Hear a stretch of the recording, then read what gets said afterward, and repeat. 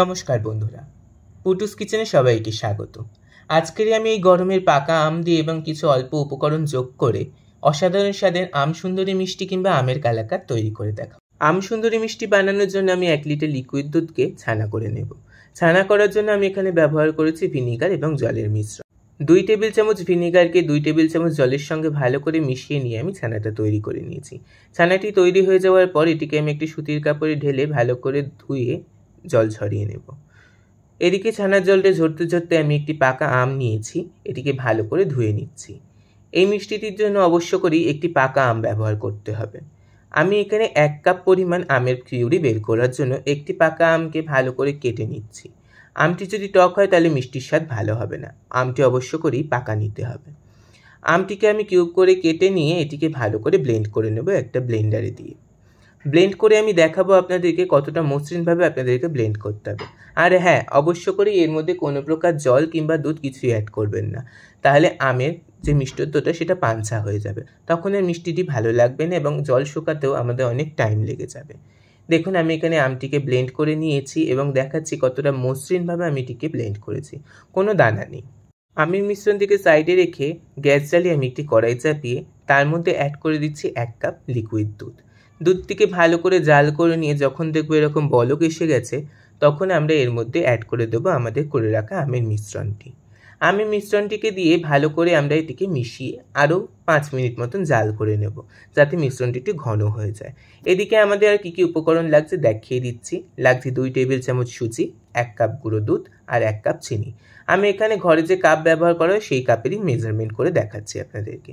এদিকে ছানার জলটি ভালো করে ঝরে যাওয়ার পরে একটি পাত্রে ঢেলে নিয়ে হাত দিয়ে মোটা ডেলাগুলোকে ভেঙে দিচ্ছি।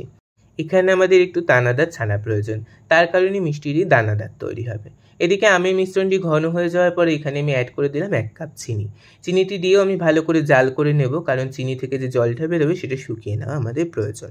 দেখুন ভালো করে চিনি দেওয়ার পর জাল করে নিয়ে যখন দেখব চিনির জলটা শুকিয়ে এসেছে, তখন আমরা ছানাটি অ্যাড করে দেবো। ছানাটি দিয়ে ভালো করে মিশিয়ে নিতে হবে এবং বড় ডেলাগুলো অবশ্যই আমরা ভেঙে দেবো। এই পর্যায়ে আমি একটু কেশর অ্যাড করছি, এটা সম্পূর্ণরূপে অপশনাল, আপনাদের কাছে থাকলে অ্যাড করবেন, নাহলে কোনো করার দরকার নেই। আমার আমের সাথে কেশরের ফ্লেভারটা ভালো লাগে তাই করলাম। এবার যে জল জল ভাবটা রয়েছে সেটাকে তাড়াতাড়ি শুকিয়ে নেওয়ার জন্য এখানে অ্যাড করছি 2 টেবিল চামচ সুজি। সুজিটি অ্যাড করার কারণে আমের মিষ্টিটি খুব তাড়াতাড়ি জমাট বাঁধবে এবং পরিমাণে আরও দানাদার হবে এবং স্বাদেও বাড়িয়ে দেবে। দেখুন কতটা শুকিয়ে এসেছে। এবার আমি 1 কাপ গুঁড়ো দুধ অ্যাড করে দিলাম। গুঁড়ো দুধটি দিয়েও ভালো করে মিশিয়ে নিতে হবে, যেন কোনো প্রকার দানা বেঁধে না যায়। দানা বেঁধে গেলে মিষ্টিটি খেতে মোটেই ভালো লাগবে না। দেখুন কতটা শুকিয়ে এসেছে জাল করে নেওয়ার পর। এবার আমরা বুঝবো কী করে মিষ্টিটি হয়েছে। দেখুন খুন্তিতে যখন তুলছি এখনও পড়ে যাচ্ছে, তার মানে মিষ্টিটি আমাদের এখনও তৈরি হয়নি, আরও কিছুক্ষণ জাল করতে হবে। কিছুক্ষণ জাল করার পর দেখুন এখনও পড়ছে, কিন্তু একটু আস্তে।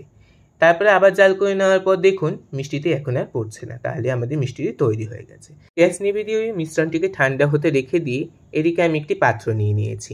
আপনারা যে কোনো পাত্র নিতে পারেন, কিন্তু চৌকো নিলে মিষ্টিটি দেখতে সুন্দর লাগবে। সেটিকে একটু গ্রিস করে নিয়ে রেখে দিলাম এবং গার্নিশিংয়ের জন্য কিছু বাদাম এবং কিছু পিস্তা বাদাম কুচিয়ে নিচ্ছি। আমি এখানে 5টা অ্যালমন্ড বাদাম এবং 5টা পিস্তা বাদাম ভালো মতন কুচিয়ে নিলাম। এটিকে আমি এবার একটি পাত্রে রেখে দিচ্ছি সাইড করে। এটি আমরা গার্নিশিংয়ে ব্যবহার করব। এদিকে মিশ্রণটি ঠান্ডা হয়ে গেছে এবং ওই ঘি মাখিয়ে রাখা পাত্রটিতে আমি ভালো মতন মিশ্রণটিকে ঢেলে চারদিকে সমানভাবে ছড়িয়ে দেব। সমানভাবে ছড়িয়ে দিলে কি হবে, কোনো দিকে পাতলা কিংবা কোনো দিকে মোটা থাকবে না। এবার সমানভাবে করে নেওয়ার জন্য আমি একটা স্টিলের চামচ ব্যবহার করছি।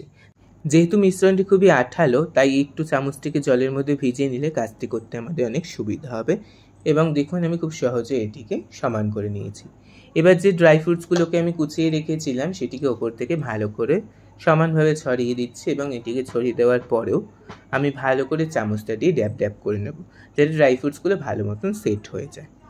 এটি সেট হয়ে যাওয়ার পরে আমি এটিকে 1 ঘন্টার জন্য ঢাকা দিয়ে ফ্রিজে রেখে দেবো এবং তারপরে চৌকো চৌকো করে কেটে পরিবেশন করে দেখাবো আপনাদের। হাতে সময় থাকলে এটিকে ওভারনাইট রাখতে পারেন, তাহলে আরও বেশি ভালো হয়। যদি না থাকে তাহলে 1 ঘন্টা রাখলেই হবে। ফ্রিজে রাখতে হবে, ডিপে রাখলে চলবে না, তাহলে এটি খুব শক্ত হয়ে জমে যাবে। দেখুন আমার খুব সহজে আম সুন্দরী মিষ্টি তৈরি হয়ে গেলে। যদি আপনার এই রেসিপিটি পছন্দ হয় তাহলে চ্যানেলটিকে সাবস্ক্রাইব করবেন এবং একটি লাইক করবেন। আর নতুন কোন রেসিপি দেখতে চান তার জন্য একটি কমেন্ট করবেন। ধন্যবাদ।